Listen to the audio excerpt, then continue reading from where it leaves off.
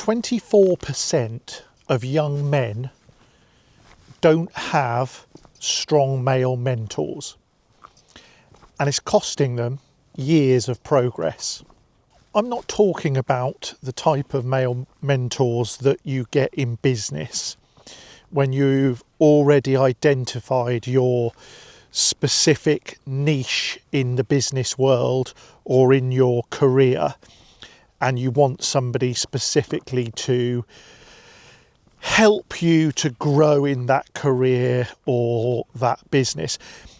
No, I'm talking about the male mentors who, when you're a young person, they find you, and they don't just give you advice and guide you on specifics. It's more of a general how to be a man and how to be a good man and a productive man and a good part of society.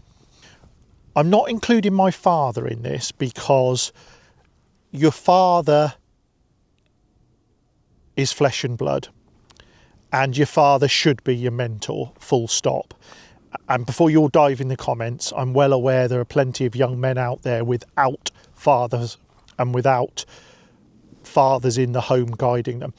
These men that I'm talking about are people that you'll meet by chance, you'll be thrown together with through some circumstance, whatever that may be, and you end up not only becoming friends, but they're older than you generally, with more knowledge, more life experience. They guide you, and when you get to my age at 50 odd, you end up with men who are seriously good long-term friends, and you now, all of these decades later, recognise the contribution that they made to your improvement and to getting you to the place you are now.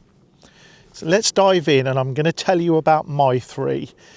Tell me in the comments below, if you're watching this and you're a young man, have you got a male role model, a male mentor that is not your father? Or if you're my age and you had one and you're looking back now and recognising the contribution that they made to your life, drop it down below. I'm going to do these in chronological order. So first up, number one, Ian Johnson. Now, Ian and I met when I was really quite young. I think it was the late 80s and I would have only been 16 or 17 at best. And we met in a pub, because in those days, when you were 16 or 17, you could get away with drinking in a pub. And this was the pub in the village I grew up in. It was right by the railway station. And I think I must have written a car off because I didn't have a car at the time. And I would get the train to work 6 miles down the road to the next town. And on the way back, I would get straight off the train and go straight in the pub. So this was like 6 o'clock in the evening, straight in the pub. And I wouldn't leave the pub till probably 10, 11 o'clock at night. And one evening I met Ian in the pub, and he's quite a gregarious chap, very outgoing, extrovert, and he was a flat jockey. And he'd had a terrible accident racing and broken his back in an awful fall at Doncaster Racecourse. And we became pals and became friends with him and his wife and his two kids, Ollie and Tom. And I used to babysit them, and I literally used to just hang out with Ian all the time. I barely spent any time at home. What Ian made me realise was, because I'd left school with 1 GCSE in drama, so I'd hated school, didn't really know whether I could make it doing anything. I was drifting from job to job. Now the thing with Ian, and he doesn't know I've made this video, and he if he watches it, I'm sure he won't mind me saying this. Ian also left school with no exams, very young, but knew he always wanted to be a jockey. And he just applied himself to it. And he did become a successful flat jockey. And I remember when I met him in the late 80s, he was already earning an awful lot of money. And I'd never met anybody that made that sort of money before. And I have to say, I was probably pretty awestruck at this guy's drive, his enthusiasm, his commitment, his consistency to doing what he set out to do.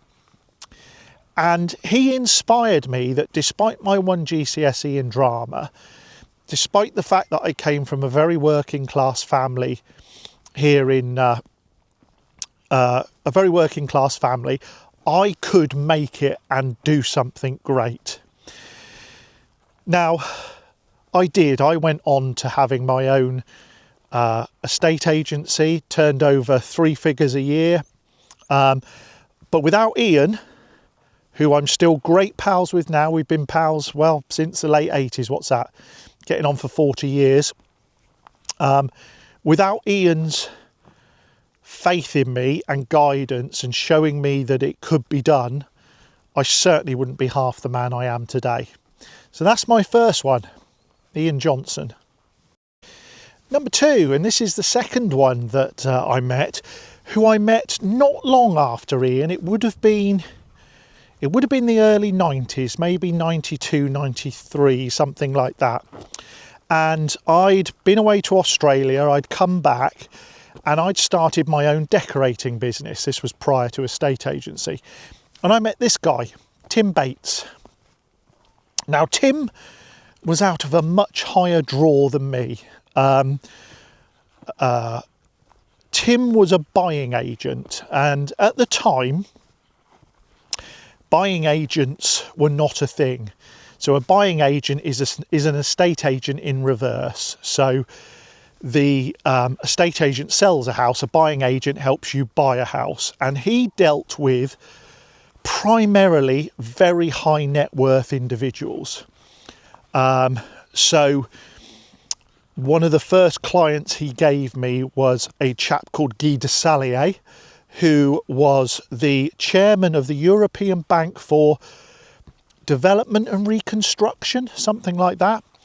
And at the time, bear in mind now we're going back, 35 years, this chap had just spent £1.5 million on a farmhouse near Marlborough. And I can't even remember how I met Tim. I think I used to ride out with his wife, because I used to ride in those days. Anyway, Tim got me in the door of this chap's house, and I did a quote for the whole property, which was a 6-bedroom farmhouse with acreage, and I decorated the whole lot, inside and out, walls, ceilings, woodwork, completely. Massive job for me as a young lad starting out with his own decorating business.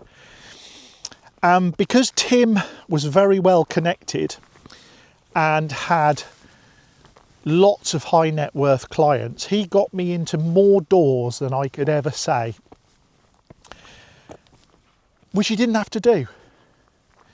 You know, the common denominator here with him and Ian is that neither of them had to do these things for me.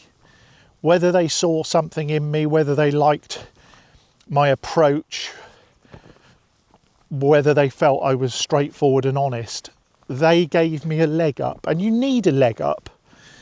So yeah, number 2, Tim Bates, who sadly is no longer with us, so this is posthumous mention. Yeah, Tim really helped me, gave me a leg up, and put me into places I would never have got had I not known him. Number 3, my male mentors, Paul Hodgson.